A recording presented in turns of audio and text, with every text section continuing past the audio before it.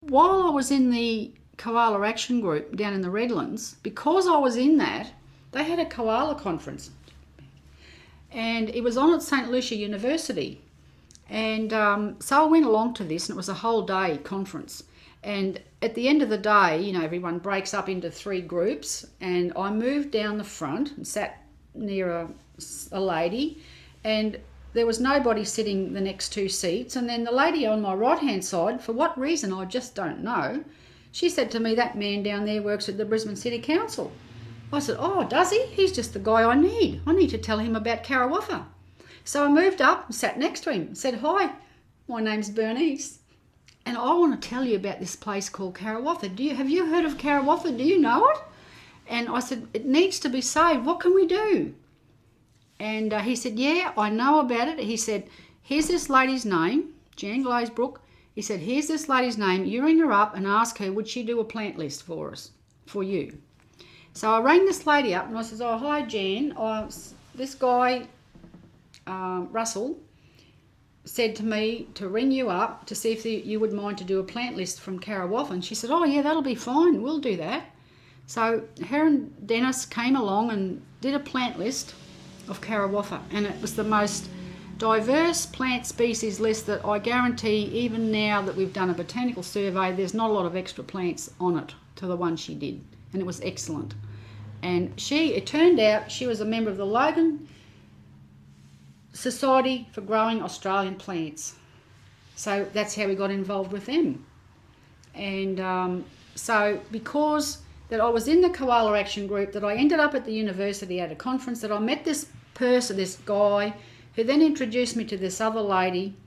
And so that's how that all evolved. Mm-hmm. Because if you just go out and talk to people and tell them, they'll be only too willing to help. So that's mainly what I did. I just ring people up and talk to them and let them know what the situation is, or ask them, "What can I do?" Or, "Do you know somebody who could help me do this or that might need to be done?" I mean, I never knew anybody, really. I didn't know a thing. I just rang someone up and said, "This needs to be done. Do you know who could help me with some advice, or who could give me some information?" And that's how I've done that for 10 years. Just after we had the first public meeting, mm-hmm. we then met more people, and we had a meeting in my lounge and formed a committee. Mm-hmm. And then one of the guys and Kathy and myself, we got all this plant list and animal list and drill mud map, and we made an appointment to go and see the Lord Mayor, Jim Sawley. And our local councillor, Kevin Bianchi, came along, and the Lord Mayor's environmental advisor was there as well. So the 3 of us went along and all sat down in the Lord Mayor's office, and we told him about Karawatha, and I put my vision to him that this is what needs to be. And it was taken extremely well. We had great support, and they were all supportive of the idea, because they had prior done they had a bushland task force whereby they looked at all the bush in Brisbane and thought, "Oh, well, you know, this is our wish list," as you might call it. So then they actually had a community group out here who really wanted it protected. So things started moving then quite fast. So our local councillor gave us a lot of support, and the Lord Mayor gave us a lot of support, and some of the land, fortunately, was classed as a reservoir reserve. So that really helped. And then I found out that someone else, way back in 1974, Len Ardill, who used to be a councillor, he then was in the government, he had been trying to protect the area since 1974, because he used to walk through there and photograph all the beautiful rocks and the grass trees and the wildflowers.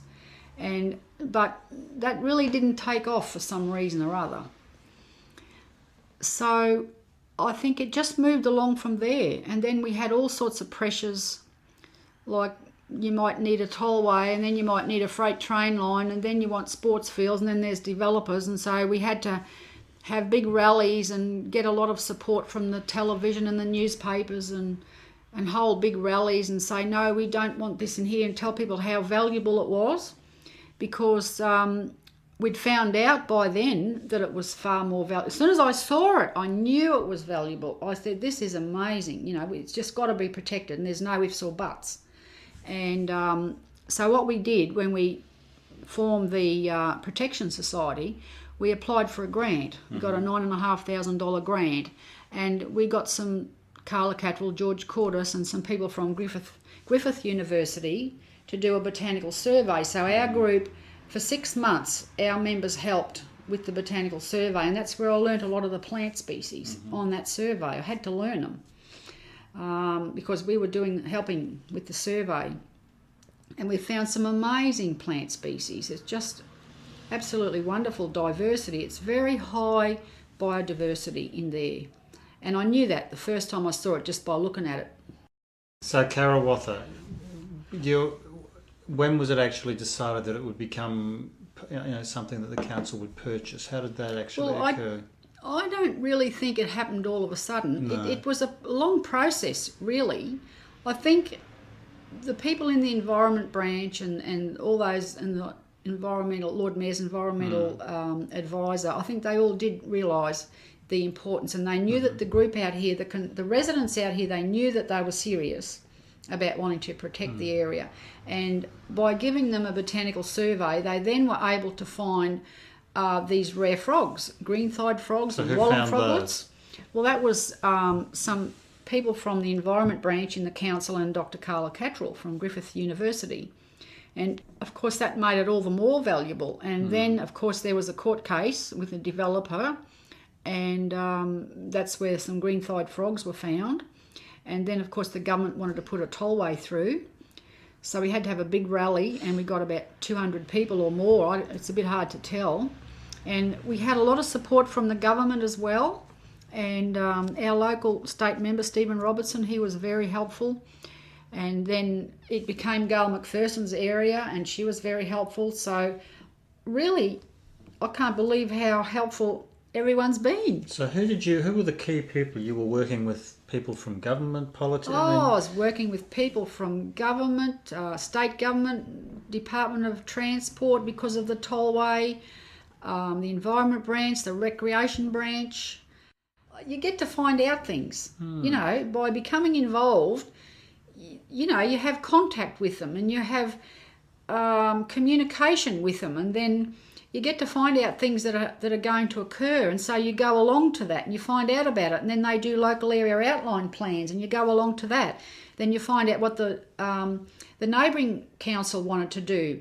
The Logan City Council, they actually wanted to have Karawatha as part of Logan City, and this was in about 1991 that Logan Council wanted. The boundaries changed. 5 commissioners actually came to Logan City Council chambers, and we actually did a submission. And I can remember one day, of course this was very early in the piece, and Jim Sawley, the Lord Mayor Jim Sawley, was walking up the steps, and I said, "Oh, hello." And he said, "Hello." And I said, "I've come to help you save Karawatha." So, I think he probably thought, "Oh, heck, who does she think she is, or what's this?" So, but I was very enthusiastic then. Those 5 commissioners gave me a really hard time. And the media came, the television came, and that's the first time that happened with me, and I was quite surprised. I just had to deal with it when it happened. And the commissioners were asking me all about the koalas and how many there were, and I was trying to explain to them that you can't count them. You have to tell by the usage.